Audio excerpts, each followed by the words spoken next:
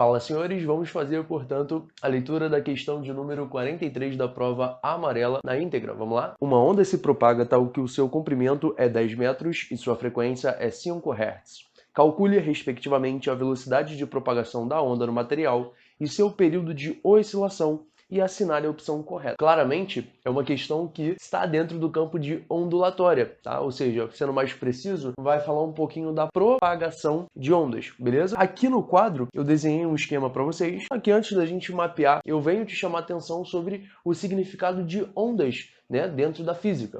Ondas, na verdade, é um transporte de energia. É uma perturbação que você pode causar em um meio, e se você causa essa perturbação, você libera uma certa quantidade de energia e ela vai poder se propagar. Por exemplo, ondas sonoras, quando eu estou conversando com alguém. A todo momento, quando eu falo com uma pessoa, eu estou emitindo ondas sonoras, ou seja, as minhas cordas vocais vibram, né? Eu causo regiões de compressão e rarefação nas moléculas de ar, e assim, a minha voz, né, a minha onda sonora, ela vai poder se propagar até o canal auricular de uma pessoa, onde toda a informação vai ser processada, beleza? Então, basicamente isso. Onda, transporte de energia. Nunca na sua vida você vai marcar alguma alternativa que diga que onda é transporte de matéria. Não, onda não transporta matéria. Agora, já sabendo disso, vamos fazer esse mapa aqui. Eu coloquei um plano cartesiano com eixo Y e eixo X. Aqui nós temos basicamente uma onda que se propaga tanto pelo eixo Y, né? Ela faz movimentos aqui, ó, verticais, tá? Para cima e para baixo, quanto movimentos horizontais. Aí a gente até diz que essa onda é uma onda transversal, beleza? Eu tenho os pontos A, B, C e D. Primeiramente, os meus pontos A e B são os pontos mais esticados dessa onda, né? Os pontos mais altos. E esses pontos mais altos da onda, eu digo que são pontos de elongação máxima. É justamente esses dois pontinhos aqui que eu posso chamá-los de cristas de uma onda, ou seja, os pontos mais superiores. Agora, os pontos mais inferiores, eu acabo chamando de vales, tudo bem? Então, ó, ponto lá de cima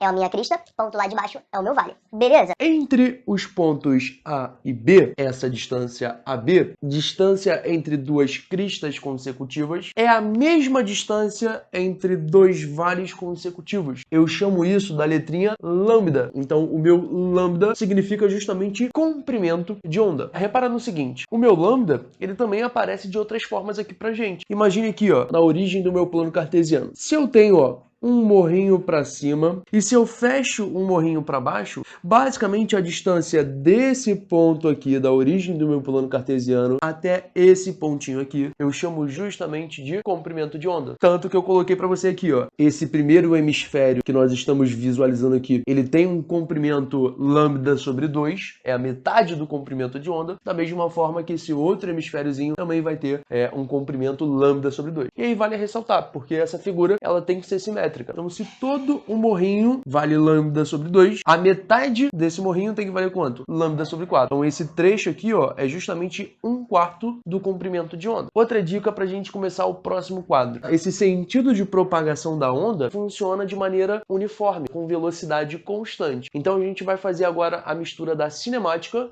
com a parte de ondulatória, tranquilo? Então, galera, agora eu fiz o seguinte, né? Eu tirei um pouco da extensão daquele nosso desenho e decidi encurtá-lo um pouquinho. Deixei basicamente só a aparição de uma crista aqui em cima e de um vale aqui embaixo. Mas a gente já sabe pela parte anterior do vídeo que todo esse comprimento aqui, ó, se eu somar lambda sobre 2 com lambda sobre 2, vai me dar de fato o valor cheio de lambda, né? Ou seja, um comprimento de onda. Nós precisamos atribuir para uma onda o que é um fenômeno. Qual é o fenômeno que está acontecendo nesse exato momento? Vamos analisar através do seguinte, nessa origem do plano cartesiano, a sua onda ela vem aqui para cima, faz todo esse hemisfério, né, superior, para depois realizar um hemisfério inferior. A partir daqui desse ponto, o que acontecia? Basicamente você formava mais um hemisfério superior para fazer outro hemisfério inferior. Ou seja, se você parar para perceber, isso daqui, ó, vai começar a se repetir frequentemente. Tudo aquilo que se repete no fenômeno de propagação de uma onda, né, a gente vai chamar de fenômeno. E aí, a nossa onda, ela se propaga com velocidade constante, então nós podemos fazer um pouquinho da utilização do movimento uniforme, tudo bem? Eu já coloquei aqui para vocês a estrutura da nossa velocidade média, né? Ou seja, a velocidade média é igual a um deslocamento em função do tempo, e é a partir dela que nós vamos trabalhar. Olha só, se vocês pararem para perceber, eu mudei alguns termos, né? Onde eu tinha o ΔS, que é o meu deslocamento, o quanto essa onda é capaz de percorrer, eu coloquei agora o lambda, o tal comprimento de onda. Só que esse esse comprimento de onda, ele é realizado num intervalo de tempo que dentro da ondulatória a gente chama de período, tá? Anota isso, por favor. Vou colocar aqui para vocês.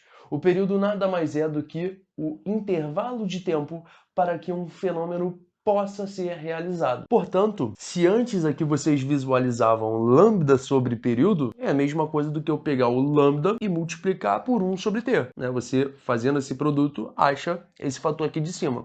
Mas, Carelli, qual a necessidade de você ter desmembrado dessa maneira? Eu quero averiguar o que representa na física ondulatória o valor de 1 sobre o período. Então, dentro dessa física ondulatória, 1 sobre período vai ser chamado justamente de frequência, tá bom? E aqui, portanto, nós temos uma das equações mais conhecidas da ondulatória. Ó. A velocidade de propagação de uma onda é igual ao produto entre o comprimento dela e a frequência, tá? No sistema internacional, a velocidade de propagação da onda ela tem que vir a aparecer em metros por segundo. O comprimento de onda, por ser uma distância, tem que aparecer em metros. E a minha frequência, essa frequência, ela aparece em Hz, Hertz. E se o meu exercício vem a pedir qual é a velocidade de propagação da onda, ficou muito fácil, né?